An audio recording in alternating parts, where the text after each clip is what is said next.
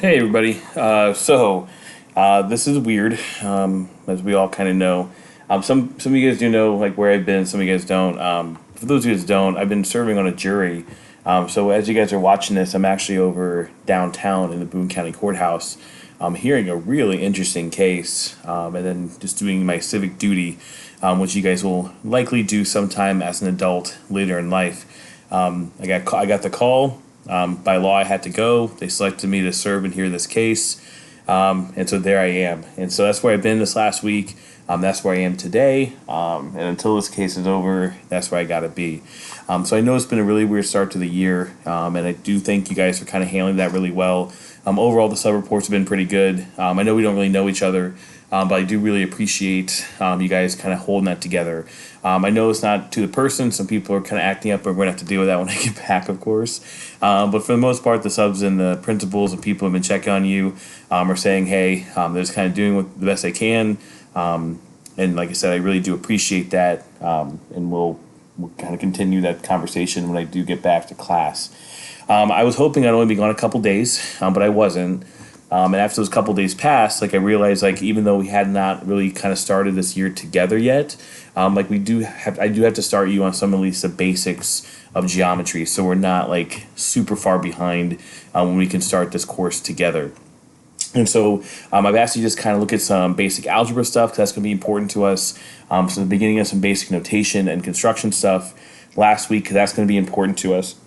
And so today I'm going to have you kind of continue that conversation. That conversation and work, and I wanted you guys to think about some diagramming.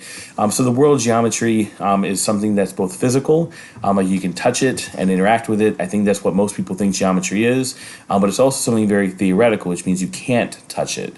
And so you build it kind of in paper in these different spaces, like on a computer, but it kind of reveals properties of the world, which is why it's such an important study for us to engage in, and why the state of Missouri and like Columbia Public Schools and Battle High School wants to become an expert in it. Okay, so this is going to be kind of continuation of the notes that you guys started on your own. There's supposed to be a video. There's a whole snafu with that. Not a big deal. So this is kind of like a hybrid part of it. I know not everyone here has maybe taken Cornell notes before or notes in this format, although a lot of you guys have. Notes are going to be a big part of our class. I have some very specific ways I want you to kind of think and process these notes. And so I want you to do your best to kind of follow along the video using the note sheet and just take notes with me.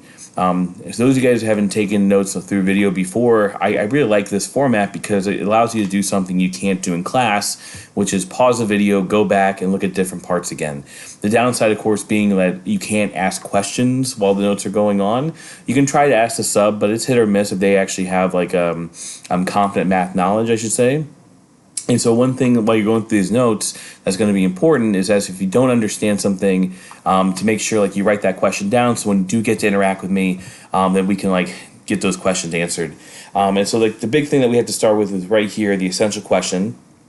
I'm an avid teacher. I'm a big proponent of this idea, but if you're taking notes, the notes have to be for a purpose, and that purpose in this case is answering this question. And so by the end of these notes, hopefully what you're going to be able to engage in is like the ability to not just take a diagram written or drawn, geometrically, but also write about that diagram, identify parts of that diagram using proper notation. Now, this word notation is actually really important. If you're not familiar with the definition of the word, notation it basically refers to how you write something. Geometry being a technical study means that you'd have to be able to write geometric things in a very particular and proper way. And so that's what we're starting. That's what we started last week. That's what we're going to continue this week. All right, so let's get into it. So the first part of the notes, the big question that's going to guide this part of the notes. Let's just do a quick review on what I asked you to look at last week. I don't think it was super tough, but it was like weirdly technical, so maybe some of those pieces kind of like flew over your head. This is going to be a great chance for us to kind of just make sure we're on the same page moving forward.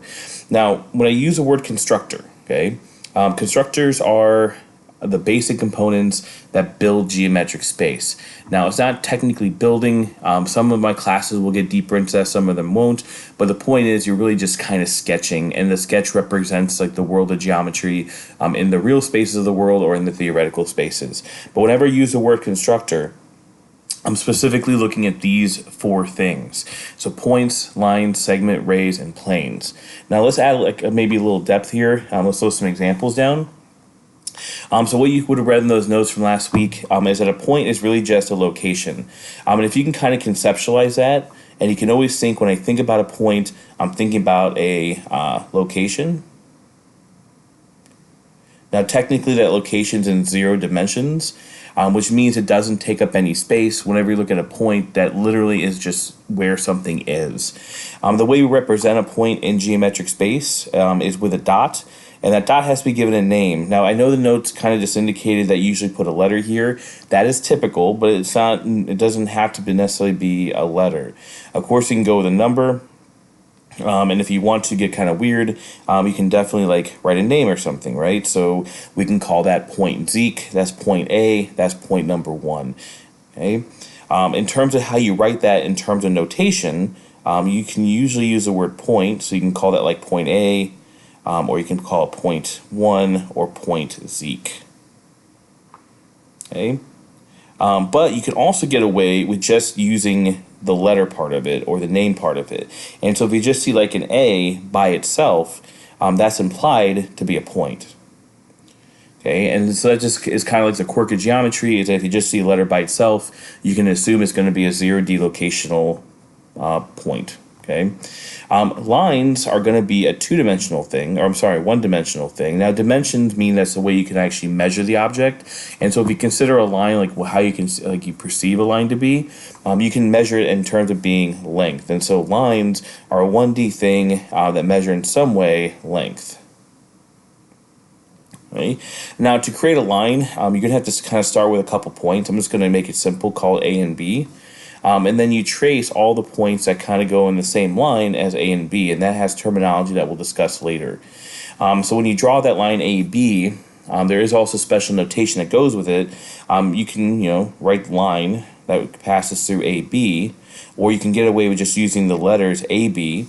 But in either case, you're going to have to add some notation above it, which is really just simply drawing a miniature of the line itself. And so these are the ways that we're going to actually note AB. Okay, so if you kind of follow along and you're tracking my argument, this is what it is a point.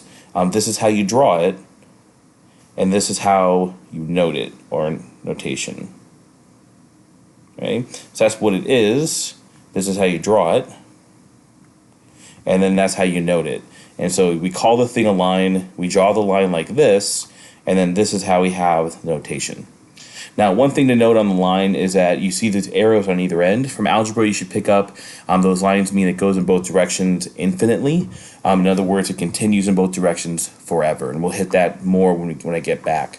A variation of a line is something called a segment. It still lives in 1D because it is a variation of the original. This one, again, you kind of track the length. Okay? And it starts in a very similar way. So you have to kind of get a couple points. Like I'm going to just pick, N and K. The segment, though, has a finite length, meaning it doesn't go in both directions forever, but rather it kind of connects like this. And so you can guess, or to kind of review from last week, that means we can, again, put the name here, segment, and then the letters NK, but we have to compensate and draw a miniature segment above it, and it can be accomplished simply as that. You don't need the word segment. NK would be just fine, as long as, again, you draw the segment line above it. And in both cases, for AB segment or the line AB, or the segment NK, you can also reverse it, which I'm not going to draw because I'm getting kind of like short of space. But the order of N and K doesn't actually matter. So you can call this line BA or AB, and you can call this line NK or KN. Typically, you go in alphabetical order, but you don't have to. Okay. Another variation of this idea of line is something called array. It also exists in one direction. We're still in the idea of length here. And the difference between a line, a segment, and an array is that a line kind of goes in both directions forever. A segment has a starting and stopping point. An array has a starting point, which I'm going to call like M, and then it passes through a point, which I'm going to call, in this case, C. And so just like a sun ray starts at the sun and it goes in all directions, a ray starts at a point, in this case M, and then passes through C. And now in terms of notation, this order actually does matter. So when you draw the miniature array above it, it has to kind of mimic what the picture was itself. And so again, like what it is a ray. The picture of it is right here, and the notation of it is there. Now you can, again, drop the ray, and so just write it as MC with a miniature ray above it. Okay. But since the order matters here, if you, let's say you were to reverse it and write it as CM, what you'd have to do is reverse the ray as well. So if you're switching the order of the line AB and you write it as like BA, it doesn't affect what it is because like the order doesn't matter. Same thing with NK. If you write it as KN, but here the order does matter. Okay. Now, if you notice, we call this 0D, and you need like a point to identify that because it's location. These were your 1D constructors. You need 2 points each. And so when we look at a plane, which is our two-dimensional constructor, our two-dimensional building block, as you were, we're going to need 3 points. Okay. And so if you pick out 3 points in a certain configuration, notice that they don't form a particular line together, but instead they kind of form like multiple lines. Now, I'm not intending to draw a triangle. Please don't think I just drew a triangle. What I'm trying to show you is kind of like on a surface. And so like same thing as the surface of your desk. If you just pick out 3 points, you identified the surface those 3 points exist on, which I know is a weird concept, but again, like this is just preliminary stuff. I'm going to clean this up when we get back. In terms of notation, so we can identify as a plane, and we can put the letters down, or simply you can just write the 3 letters. Now, just like before, what it is a plane.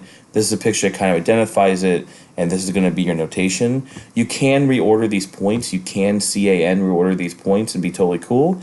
And so this is also like plane a CAN, also plane like ACN.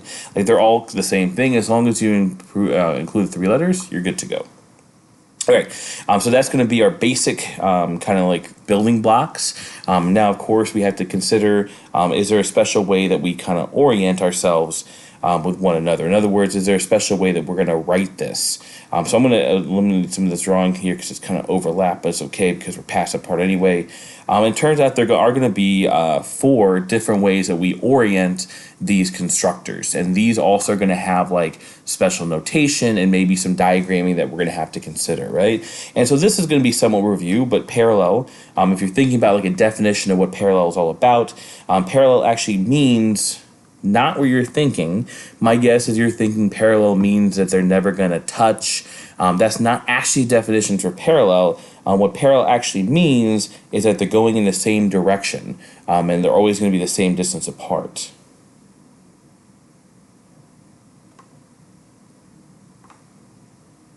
Okay. Now, is it okay in your head to think about parallel being like never touching? Sure, but that's not actually what it means. Now, to draw an example of parallel, the simplest example has to probably do with lines, and so let's start there. So let's say we have this like line AB, and I'll draw it as a line itself.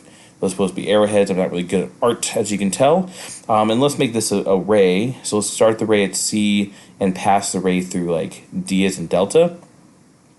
Because they never intersect, because they're the same distance apart, we can identify these as parallel. Now, the important part is there's a way you can mark it on the diagram to show parallel. This hopefully is a review, but if not, the way we show things are parallel when we draw them is to add these 2 marks. These marks are called chevrons for what it's worth. The word I just said was chevron. Okay, and that's like these things, but like how you identify is less important, like how you draw it. Now, as long as they're matching, and that's the big thing here, because if I draw a second one here, I gotta draw a second one here, that indicates parallelism. Okay, so matching marks mean parallel. Okay. Okay. And again, the important part that you're absorbing here is like if you see these marks, even if they don't look perfectly parallel, these marks actually indicate they should be, and that's what you should pick up on the diagramming part of this.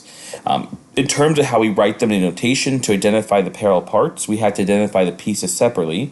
So we have this line that we call AB. We have this ray that starts at C, passes through D, and if you want to call them parallel, that's the mark right there. Okay? And so this mark right here, this means parallel. Okay, and so just like in the upper section, we have kind of this three-part dichotomy. This is what it is. They are parallel. This is how you draw it. Okay, so parallel means they're the same distance apart. The way you draw parallel is kind of like this thing right here.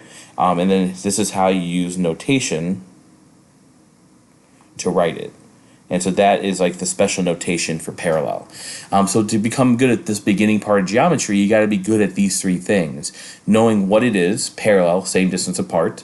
Knowing how to draw it, the diagram in the middle, and then knowing how to write it, the notation at the end. And if you notice, there are special marks for each one.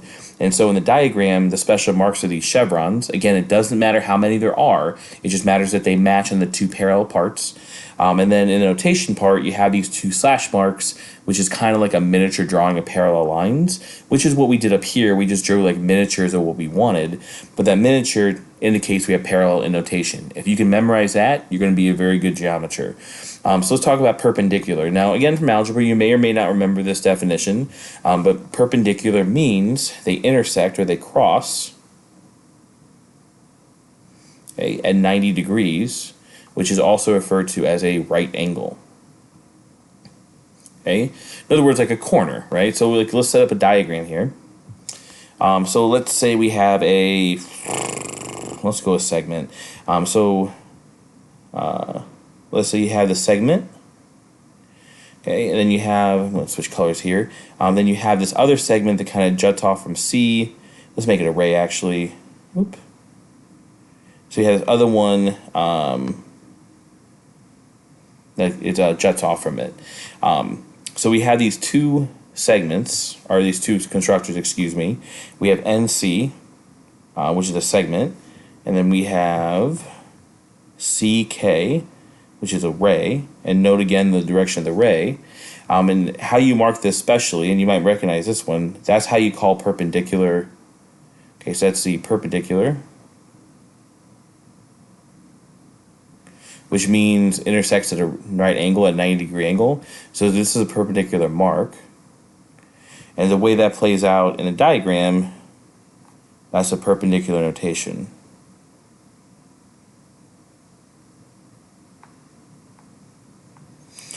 Okay, and so just like before, what it is perpendicular, which means it intersects at a right angle. The way you draw it on the diagram, this is the most important part, that little symbol right there. And then how you note it is down here. So what it is, how you draw it, and how you call it. Okay, so congruent, this probably is a new word for some of us. So like the definition of congruent is simple. That means they are structurally identical. Okay, in other words, they're the same. So they're built the same, they're made out of the same stuff, they measure the same. Congruent means the same. Now, you got to be really careful here because we cannot use lines and we cannot use rays. The reason we can't use those two particular things is because those lines and rays go on forever. They go on infinitely. And so if you're talking about congruency, you're really just talking about segments. Okay? And so if you're looking at a diagram, again, we're just going to pick out some quick letters here. So let's say we have this line segment AB. Let's say we have this another one, CD. Notice that they don't have to be parallel, they don't have to be like running in the same direction, but they are going to be marked to be congruent. And so we can call this segment AB and this call segment CD. The special marking on the diagram is actually going to be a tick mark. And so don't confuse that for the parallel one. A lot of people do. These are different because they're just straight tick marks. That's why I've always called them anyway. And just like parallel, it doesn't matter how many you have, it matters that they match. And so you can have mark 4 up there, as long as you mark 4 down there, you're good to go. And so these are congruency marks.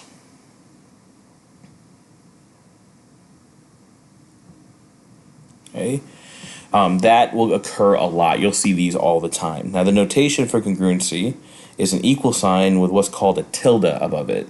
You can call it a squiggly, a lot of people do, but that's the congruency mark. So that's the congruency mark. This is a congruency notation. Okay. So geometry is a very kind of precise study about this, so we got to keep these all straight. So we have parallel, we have perpendicular, we have congruent, and then we have like this new idea, which is bisected. The definition of being bisected actually doesn't, you'll see, doesn't make any new markings or anything, but bisecting means to cut or to divide into congruent parts. Actually, let's do this. Into congruent parts. Okay, we can use the notation in in our writing to kind of shorthand. And so when we talk about something being bisected, it's just cut in half. Now, the thing I want you to note here, it has to be one continuous piece. And so it has to come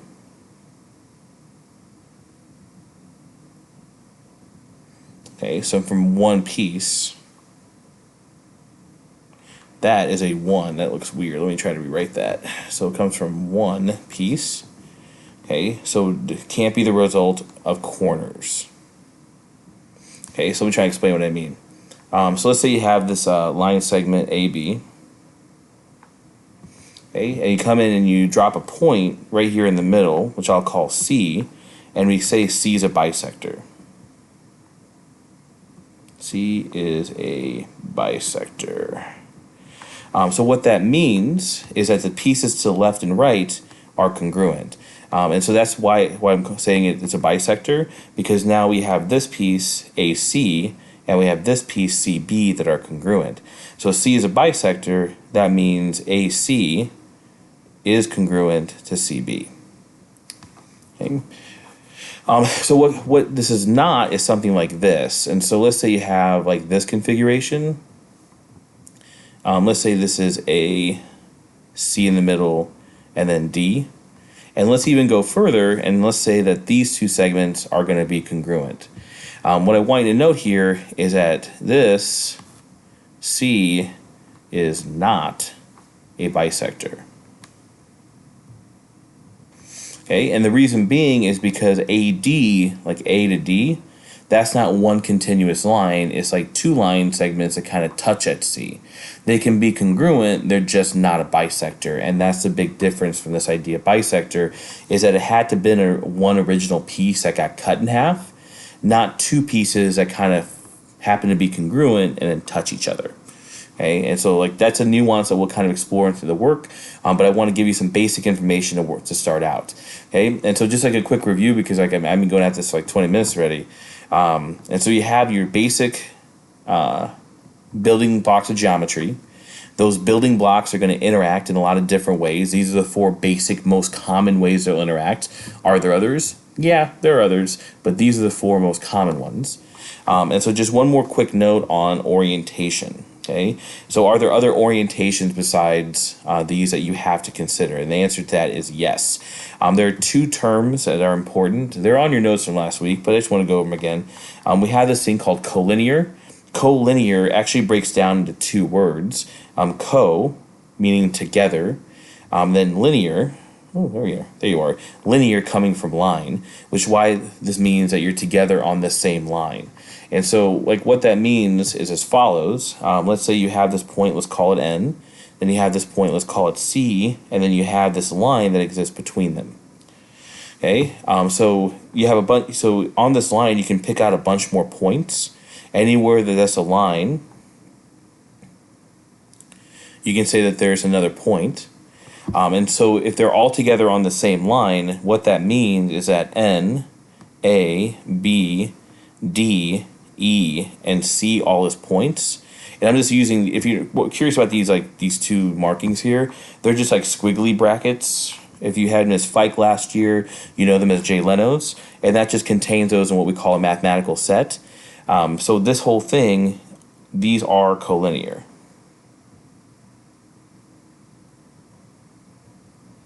Okay, and they're collinear because they're on the same line.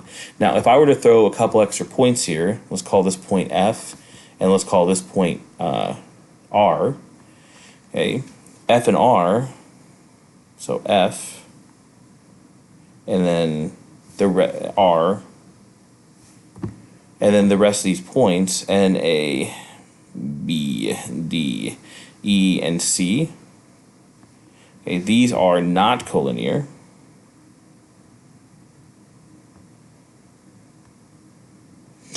Because they're not all on the same line.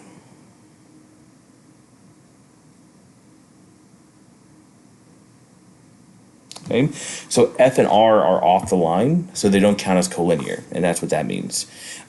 Part of that, and you'll see this a whole lot less, but it's important to talk about too, is we have this idea of something called coplanarism. And so like coplanar just means that you want something on the same flat surface. So collinear on the same line, coplanar means on the same plane. And so like if you have like this flat surface and you have these points that are on it, okay, we can say that N, A, and C are on the same plane.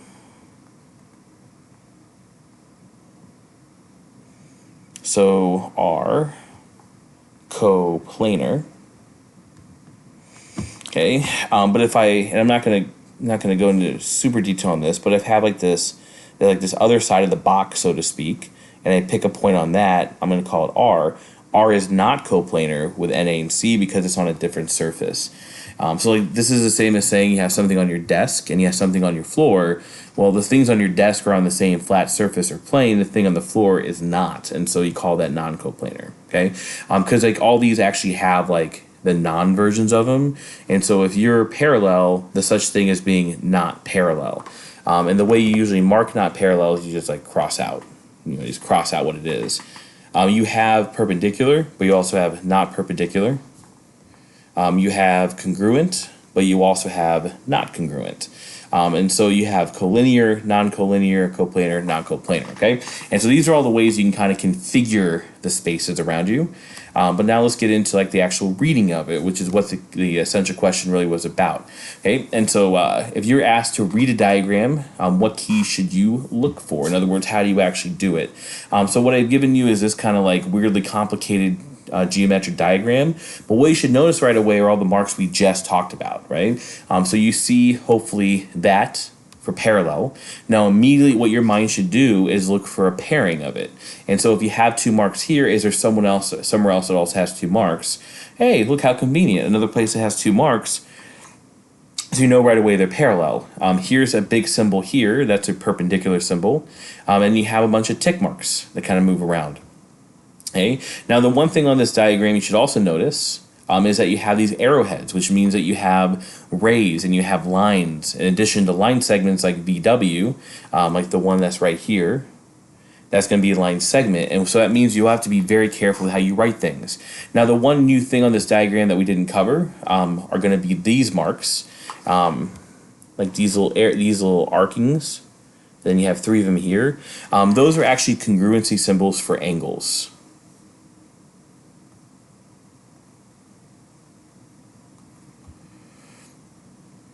Okay. And that was touched on in your last sheet. It's not going to be a big focus at this moment, but I'm not going to lie to you about what they are. And so these kind of work just like the tick marks.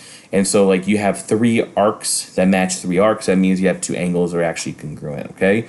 And so in other words, like how should you attack this? I would say like there are 2 really basic rules. Rule number 1, you have to look for the marks. Okay, and what I mean by marks is like you're looking for the parallel marks, you're looking for like the right angle marks for perpendicular, you're looking for the tick marks for congruency, so you're looking for the relationship symbols, right? Now the second thing you have to pay attention to is you have to write it in proper notation. In other words, the stuff we just talked about on the previous page, you got to put that stuff into action, right? And so like this asks you to identify a set of constructors that are what they are. And so if you're looking for parallel, what we're looking for are these chevrons, right? Like these arrowheads and the ones that match. And again, I got to point out like in our preliminary drawing, like we kind of figured that out, that we have a couple of these. And so like we have to attach them to the pieces, or I'm sorry, the constructors that go with them. And so we can identify a set that are parallel. If we look at the upper part, we have VW. And VW up here, as you kind of follow the dots on the screen, VW is a segment, and so we'll mark it as a segment. Down here we have UB, so we got U going through B. And if you look at the constructor, that looks like a line to me, so we can mark it as a line. Okay. Now we have to mark with proper notation, so we got to use a parallel notation. And if we look at our diagram, I don't see any more, so we can just move on to the next one. Let's talk about perpendicularity. So we have this mark right here for perpendicular. There she is. So we have to identify the pieces that are around here that are perpendicular, which I think are going to be like this big one and this big one. Now, in truth, we can take pieces of it, right? Like we don't have to take the whole line. We can just talk about the parts. But for this exercise, let's just go ahead and talk about like the whole piece. And so like left to right, we have this UX structure. I'm going to talk about it as a line. But if you want to talk about it as a segment or array, I think that's still proper. Those are still all parts of it. Then we have the upper and lower. So we have V to Y. And V to Y, just because I want to kind of keep it consistent, let's make that a line as well. We have to use the perpendicular sign in between because we are talking about perpendicularity, and that's how we identify a set that is. Now for congruency, we have lots of options, right? So like we have just like a crazy amount of things that happen to be congruent. So if you notice right here, we have a line segment that has 3 marks, and we have a line segment there that has 3 marks. And so that gives us one immediate one that we can write. We have VW, and we have WX. So we have VW that's here, then we have WX that's there. Now this you have to be careful on because lines and rays cannot be congruent, only segments, and so we have to reduce this just to a segment. Now luckily these are, but like if they were rays or lines, you have to reduce it down just to this. Now again, we should use a symbol, so we have the equal sign with a squiggly, and that takes care of at least one thing that's congruent. Now we do have these though. So we have this line segment here with 1 mark, and this line segment here with 1 mark, and this line segment and this line segment. So this is weird because like we have multiple things that actually fit the same category, but I never said it was limited just to a pair, right? I said a set, and so that means 4 things can be congruent to one another. And so we can take like this segment up here. I'm sorry, not that one. This guy right here. So that's VT as a segment related to this guy, which is TW, and this guy, which is TX, and this guy over here, which is UT. Now these all have to be segments, and they all have to be congruent to each other, and so we have to use a proper notation that links them together. And it's really just as easy as that. And so diagrams like this like appear complicated, but once you break it down to their component parts, and you look very seriously for just the markings of it, and I drew a bunch of arrows here, which I'm going to kind of take away just so I can talk about this part. Like the stuff on the diagram, like the tick marks, the right angle marks, the chevrons, you can pick out this stuff pretty fast.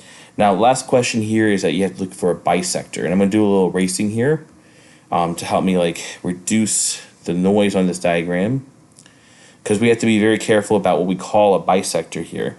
Remember, bisectors have to have an original piece that you guys cut in half, and so it's going to be very tempting to call this a bisector, but that's not a bisector because this is a result of 2 things coming together at a corner, and so this is not a bisector at all. Okay, but what we are looking for is a point that cuts something in half, and we have 2 congruent pieces. And so the bisector I'm actually looking for is right here. Now the reason that this is a bisector is because you do have one continuous piece, and it's cut right here in the middle by T. And so the bisector in this case is just T, or if you want to get fancy, you can call it point T. Okay, you cannot call the bisector running up and down, because there's no marking down here that makes it congruent to the marking up there.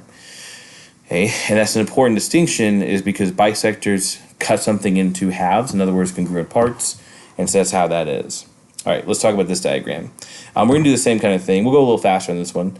And so you can pause the video if you kind of want to work ahead and see if you get in this by yourself. If not, just run the video with me and we'll go. So we're looking for parallel. So I'm looking for marks. And so I see these 2 marks right here with these 2 segments. Now, what's important to note on this is that these are parallel, but they are not the same length. There's nothing about parallel that says it has to be the same length, and so this is totally okay. All right, and so like when we're writing this up, we have EF. Oh, that's kind of messy. EF, and that's a segment. And then we have C. Oh, wait a minute, there's nothing down here. oh no, what do we do here? This actually is not a freak out moment. This is actually a good point of like learning. There's nothing special about the letters that I chose. And so if you have a point they need to identify, but it's not identified in the diagram, there's nothing wrong with you just picking a letter for it. So let's just pick a letter for it. The only rule is it can't be a letter that's currently used. We're not using A yet, so let's use A. And so that becomes point CA. That's also going to be a segment. And because we're talking parallel, let's use the parallel marks. All right, perpendicular. So we're looking for the right angle. There's the right angle here. This one there. This one there. So we actually have a lot of perpendicular parts. Let's list this one at a time.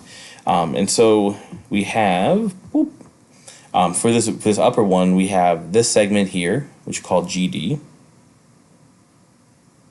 And that's going to be at a right angle to this segment here, which we'll call EF. Okay, so that's number one. So for this guy right here, we have EF again, and that's going to be FA, so EF, and then FA.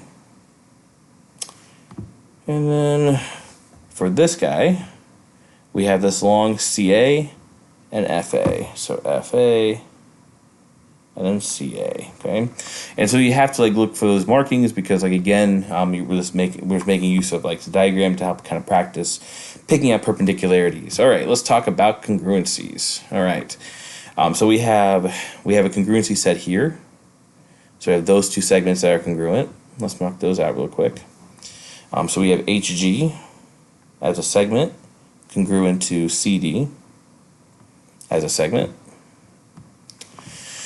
Okay, looks like we have this segment here that goes from GE and ED. So GE, go to ED. Looks like we have one more down here. And we have this guy and this guy marked with 3 different tick marks. And again, I'm going to reiterate that it doesn't matter how many tick marks there are, as long as they're matching. So EF has 3 tick marks, and then FA has 3 tick marks. We'll call those congruent as well. Okay, and then now we're looking for a bisector. Okay, there is a bisector on here. In fact, there's only one bisector on here. It's not going to be F because again we're meeting at a corner. We're actually going to be looking at E because we have this segment and this segment that are congruent, and so our bisector in this case is point E. Oh, that's wrong. That's point E. Got to be capital because it's capital there as well. Okay, so reading diagrams is tough, but like once you break it down and just look for the markings and you write them with the proper notation, not so bad, right? All right, so let's move on to the last set, our last thing. So now that you can be given a diagram and you can read it, can you construct a diagram from a set of instructions? Now, the thing I want you to note here is that this is one diagram total, and so you're creating one diagram from all the instructions together.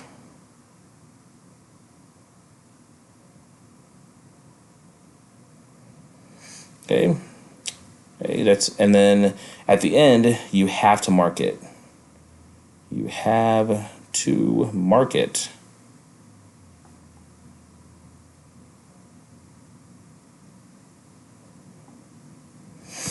All right, so what do I mean? Let's just get into it. So we're going to be drawing all of these as one continuous diagram in 4 different parts. So you're not going to have 4 different diagrams. You're just going to have one incorporating all the instructions. So we have to construct AB. Well, look at that. It's written in geometric notation, so you have to know what that is. But if we just break it down, we can realize AB, because of this thing on top of it, is a segment. And so that's going to be a segment with A and B as endpoints. All right, so we can draw that. I don't know how it's going to have to be, so I'm just going to kind of draw in the middle. So I'm going to write A here and put B there. I'm going to draw it as a segment. Okay, and A and B is at the end, so this one is done. All right, let's move on. So we have to define C. Now, again, this is a notation. It's one letter by itself, and so that means this is a point. So we have to define C, and then we have to construct or sketch, BC. That's a segment again. Look at these weird instructions. And so you have A, B, and BC and it looks like it was congruent, but then they crossed it out, and so that means these are not the same length.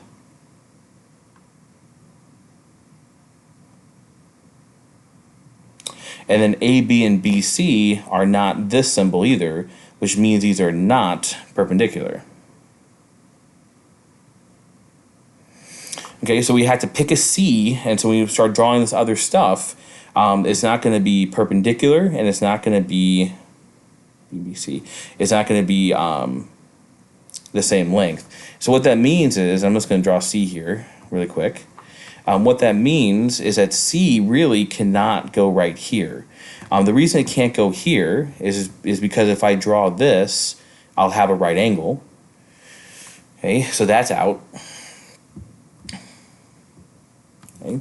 I also can't like put it here because if I put it here, then these would be congruent in the same length. And so I have to be conscious of all the instructions, which actually makes this pretty tough.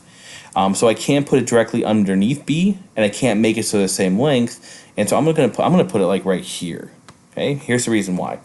When I connect BC, there's not a right angle there, and these are definitely not the same length. So you have this as one length, and then you have that as another length, and they're different. So let's move on to the next one and change colors again. So we have to define D and sketch AD. So that's going to be a point again. And that's going to be a segment. So that AD and BC are parallel. That's what this symbol means. And then AD and BC are also congruent. All right, so let's sketch this point. So I'm just going to sketch a point called D. Then I'm going to move it around a little bit. And so I have to move it in such a way that AB and DC, so AB and DC are going to be parallel. And then AB and DC are going to be also congruent. So I have to move it in such a way that when I connect it to C, it's the same length as the line I already have, and it's parallel to the length I already have. And I think that's pretty darn close. It's not perfect, but it's pretty darn close. Okay, and then AD, yeah, so we can draw that here. That's got to be congruent. That's got to be congruent. And then it's got to be parallel. All right, and let's go to our last instruction, sketch DC, which I already kind of did, such that AB and DC are congruent, AB and DC are congruent, and then AB and DC are parallel, right? And so that is how you sketch one of these guys. Now I know that was kind of confusing and right at the end of a super long video, but like the idea of like math class is pretty straightforward. I've given you some information here. It's basic information. You notice a lot you're going to have to do with it. But the notes are designed for you to revert back to. And so when you get confused in the next task you're about to do, like you know that you've done at least once with me, although it wasn't technically with me in the room because I'm in jury duty. But you have the notes you can come back to and try to like make sense of it. And that's what you have to do next. And so like you don't know me, you don't know this about me. But the thing that I value the most is effort. And so I know that if you try something long enough and hard enough, you eventually get it. And that's kind of the thought process I want you to adopt, okay? And so I know this video took the better part of an hour if you're pausing and writing and kind of thinking about stuff and your brains are kind of fried. So here's what I need you to do. Take a deep breath and then go ask a sub for the work. I want you to use the remaining time on this work, going back to your notes several times to try to figure out what to do. And once you have like as much as you can possibly do today, take it all with you. And then you're going to have the next class period as well to kind of work through this stuff with the notes, okay? So it's going to be like some homework, but also going to be some classwork. Okay, so again, tasks. Number 1, take a deep breath, get your brain back into math mode. Number 2, go to the sub, ask them for the stuff. And number 3, work that stuff using these notes as a reference, right? Not all my note videos are this long, but like I also have to try to catch you up a little bit because like that last week, I was hoping I'd be back, but I wasn't, right? Hopefully I'm back soon. Be good for the sub. I really appreciate you guys. Just keep working and accommodating this weird week that we have. And I hope you guys have a wonderful rest of your day and a very, very good start to your week. All right? Have a good day. See you guys later.